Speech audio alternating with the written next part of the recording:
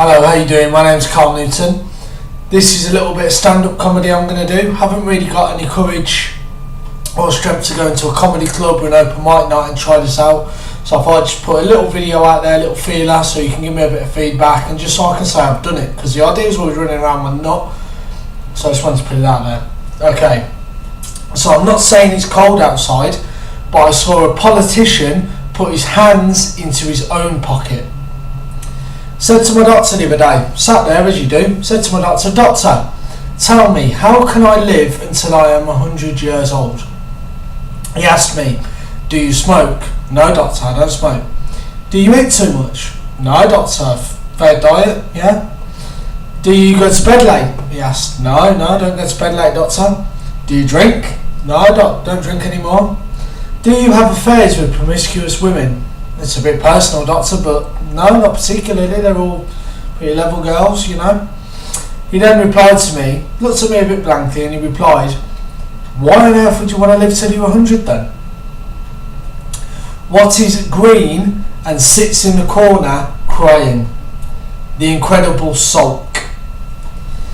I lost on my laptop the other day at chess. Turns out it was no match for me at kickboxing though. And you know you're old like me when all your friends start having kids on purpose. And 9 out of 10 of the voices in my head tell me that I'm fat. But the 10th voice is preparing a bowl of chips covered in cheese and bacon. So I was rereading some of my school reports the other day, and a couple of things stuck out. First of all, in my first year at school, I was asked to write a summary of how I felt my year had gone. And it reads like this. I put, "I have had a fair attendance this year." All good and well, yeah. "I have only been late 5 times. 4 times because I was not up in time, and once because I was receiving treatment for head lice." 10 out of 10, A star for honesty there, Karl. Fantastic. Second thing that stands out, about the age of 15, my year 10 report, my form tutor's made a little summary, and he's written this. "The main concern I have at present is Karl's attendance. He is impressing nobody by his show of juvenile bravado in taking time off school." Juvenile bravado? What on earth does that look like? I suppose it would be me laying in bed in the morning and my mum going, "Come on, Karl, it's time to go to school," and me going, "School? What is this school you speak of? I don't need no school. I learn from the school of life, darling. This school, I do not need this school. This school is beneath for me." Juvenile bravado indeed. Deary me. So yeah, in my life at the minute I'm a recovering addict, mainly from drink. Now I'm a big geek and a big fan of the films Back to the Future, and I suppose drink was my DeLorean. I'd use it to time travel to the next morning with no memory in between. I'd even quote Doc Brown, you know, like I'd come out with the quote, "If my estimations are correct, when this baby hits 8 to 12 pints, you're going to see some serious shit." Or the other one, "Dignity, where we're going, we don't need dignity." So, what is the point in calling it Alcoholics Anonymous if the first thing you do is give out your name? How many addiction workers does it take to change a light bulb?